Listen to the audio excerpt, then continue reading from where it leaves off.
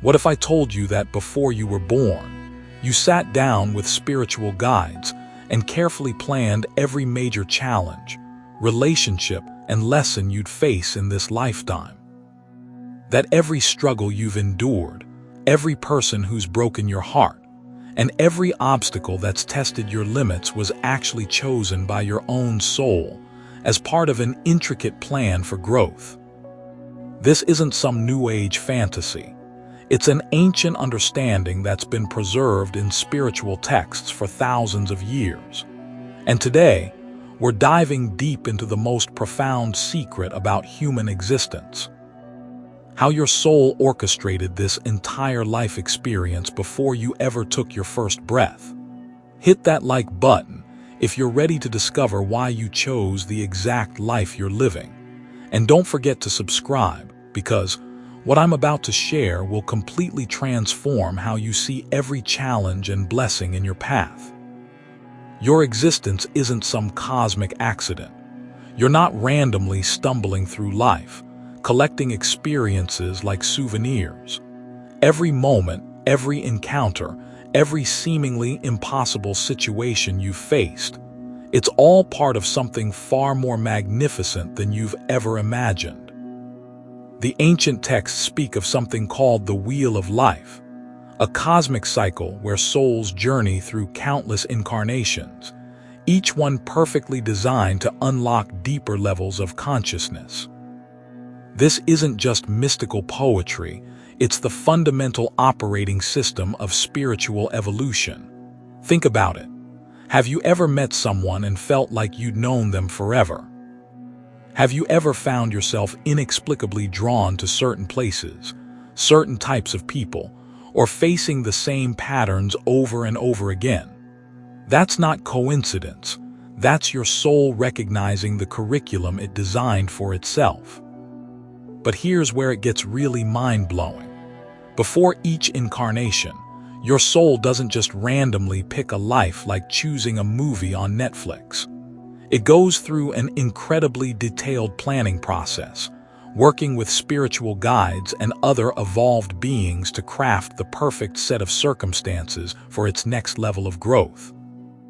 Imagine sitting in a cosmic conference room, reviewing your past lives like watching home movies. You see where you succeeded, where you failed, what lessons you mastered, and what patterns you're still stuck in. Then, with the wisdom of this higher perspective, you begin designing your next earthly experience. You choose your parents, not because they'll be perfect, but because they'll provide exactly the type of challenges and gifts your soul needs to evolve. You select your body, your culture, your approximate time period, and even the major obstacles you'll face. Every choice is calculated to maximize your spiritual growth. But here's the beautiful paradox. While your soul pre-plans the framework of your life, you still maintain complete free will in how you respond to each situation. Think of it like this. Your soul sets up the chess board, but you get to decide every move you make during the game. This is where karma comes in, and let me tell you, karma is nothing like what most people think. It's not some vengeful universe keeping score, waiting to punish you for past mistakes. Karma is actually the most loving, intelligent system imaginable. It's a cosmic mirror that reflects back to you exactly what you need to learn. Every action you take sends ripples through the fabric of existence, creating consequences that will return to you at the perfect moment for maximum learning potential. It's not punishment, it's education. The universe is literally customizing your curriculum based on your choices. When someone betrays you, when you face financial ruin, when you lose someone you love, these aren't random cruelties. They're precisely calibrated experiences designed to develop specific qualities in your soul. Betrayal teaches discernment. Loss teaches appreciation. Struggle teaches resilience. But here's what blew my mind when I first understood this. You don't just plan these experiences alone. You actually form what spiritual traditions call soul contracts with other souls before incarnating. These are agreements where different souls commit to playing specific roles in each other's lives. That person who broke your heart, they might be fulfilling a soul contract to teach you self-love. That difficult boss who pushed you to your limits, they could be helping you develop inner strength and professional skills. Even your closest family members, you chose each other to work through specific karmic patterns together. These soul groups reincarnate together lifetime after lifetime, switching roles like actors in an eternal cosmic play. Sometimes you're the parent, sometimes the child. Sometimes you're the teacher, sometimes the student. Sometimes you're allies, sometimes adversaries, all in service of mutual evolution. Now, I know what you're thinking. If I planned all this suffering, why can't I remember it? And why would I choose such difficult experiences? This brings us to one of the most brilliant aspects of the whole system, the veil of forgetfulness. When your soul incarnates, it deliberately forgets its higher knowledge and past lives. This isn't a cosmic punishment. It's absolutely essential for authentic growth. Imagine trying to learn courage if you remembered being a fearless warrior in a past life. The lesson wouldn't be genuine. By forgetting, you get to rediscover these truths through lived experience. Every insight you gain, every moment of wisdom, every act of love becomes real because you earned it through your own journey, not because someone told you about it. But your higher self doesn't leave you completely in the dark. Throughout your life, you receive constant guidance through intuition, synchronicities, dreams, and those gut feelings that seem to come from nowhere. These are like breadcrumbs leading you back to your soul's original plan. Have you ever had a dream so vivid it felt more real than waking life? Ever experienced a coincidence so perfect it seemed impossible? Ever met someone and felt an instant, inexplicable connection? These are your soul's way of saying, remember, you planned this. The really fascinating part is how your soul evolves through multiple incarnations. In your earliest lives, you're like a spiritual kindergartner, focused mainly on survival and basic human experiences. You're learning fundamental lessons about identity, relationships, and how the physical world works. As you progress through more lifetimes, your soul begins to awaken to deeper realities. You start questioning the meaning of existence, developing empathy, and recognizing patterns that extend beyond a single lifetime. Eventually, you begin to remember your true nature and purpose. This evolution isn't linear, it's spiral-like. You might master certain lessons in one life, then seem to regress in the next as you tackle more complex challenges.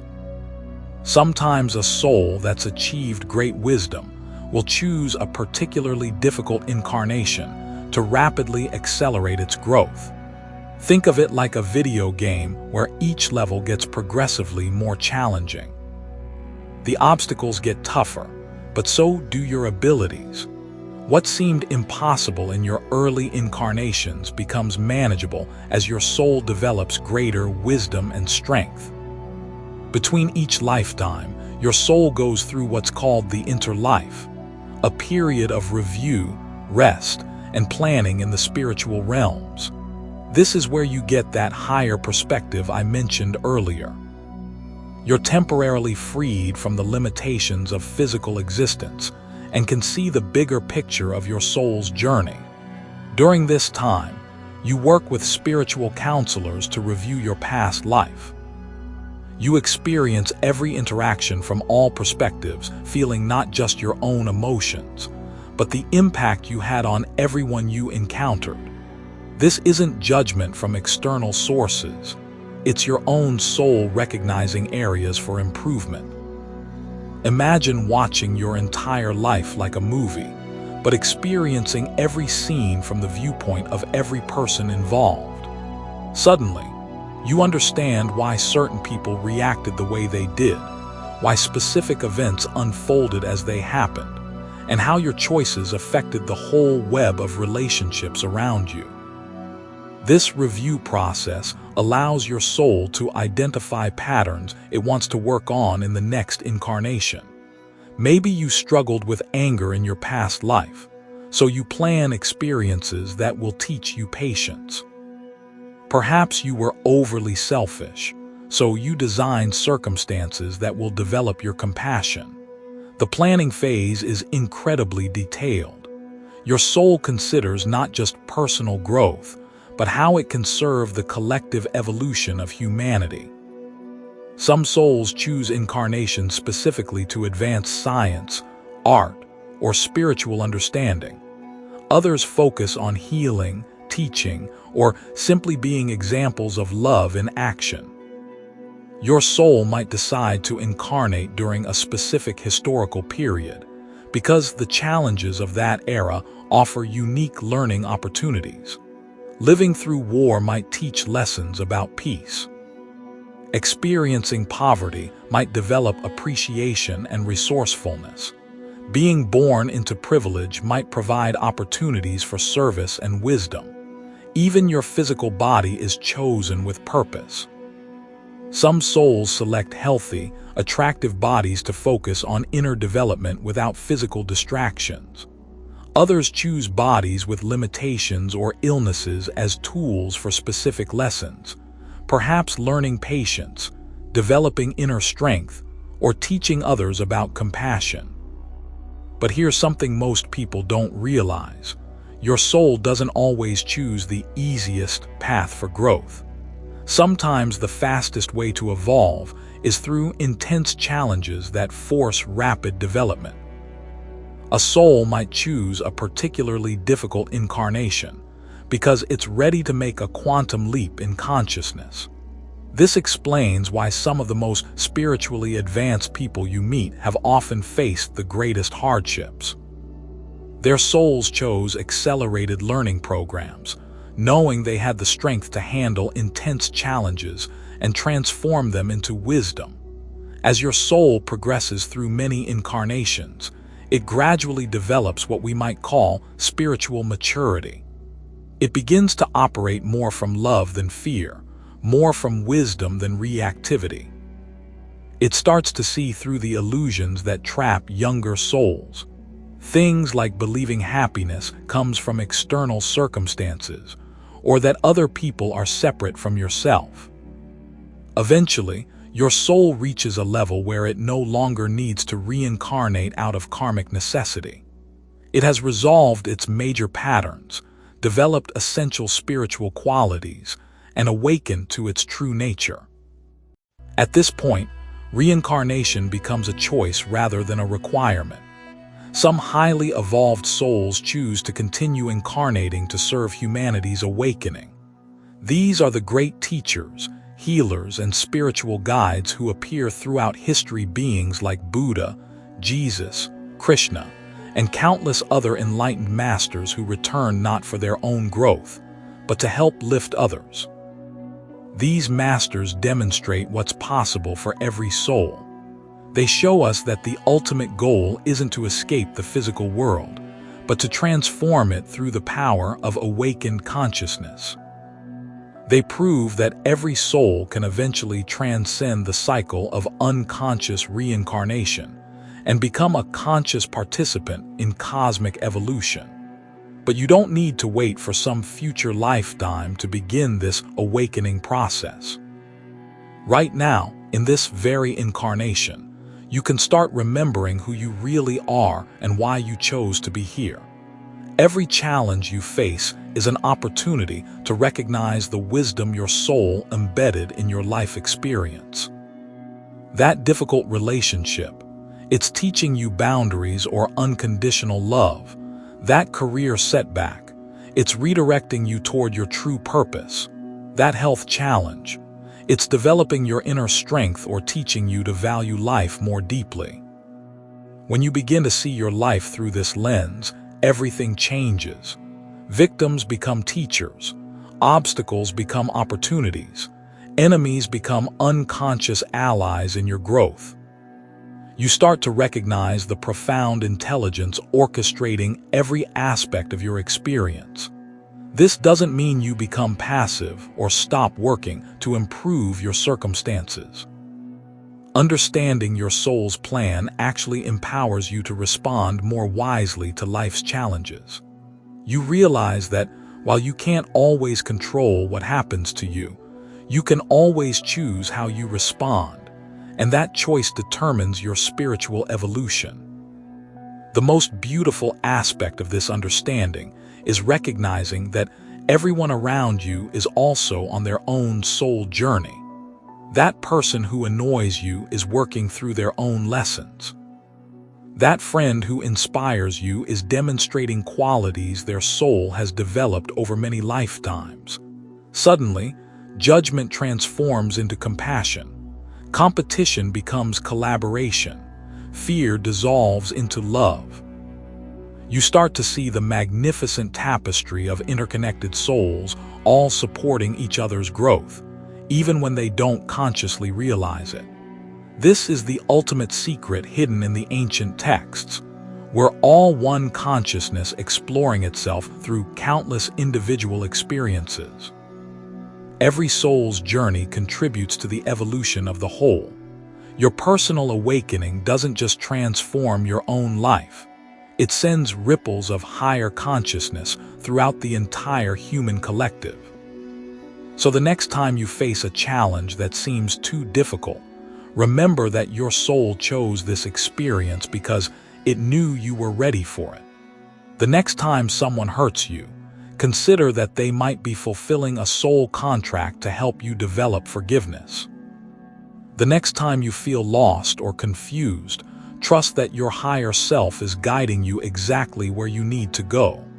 Your life isn't happening to you, it's happening for you. Every moment is a carefully crafted opportunity for growth, designed by the wisest part of yourself in collaboration with the infinite intelligence of the universe. This understanding doesn't make life's difficulties disappear, but it transforms them from meaningless suffering into meaningful growth. It reveals that you're not a victim of circumstances, but a powerful soul temporarily playing the role of a human being, gathering experiences that will enrich your consciousness for eternity. The ancient book that reveals how your soul chose this life isn't written on paper. It's written in the experiences themselves. Every joy, every sorrow, every triumph, every failure is a page in the story your soul is telling itself. And the most incredible part, you're both the author and the main character, creating and experiencing the narrative simultaneously. As you continue on your journey, remember that awakening to this truth is itself part of your soul's plan. The very fact that you're drawn to this understanding means your consciousness is ready to expand beyond the limitations of purely physical existence. You're beginning to remember who you really are and why you chose to be here. Trust the process. Honor the journey. Embrace the challenges as gifts from your higher self. And most importantly, recognize that every soul you encounter is a fellow traveler on this magnificent adventure of consciousness, exploring itself through the infinite possibilities of human experience. Your soul chose this life not because it would be easy, but because it would be exactly what you needed to become who you're meant to be. And that, my friend, is the most empowering truth you could ever discover.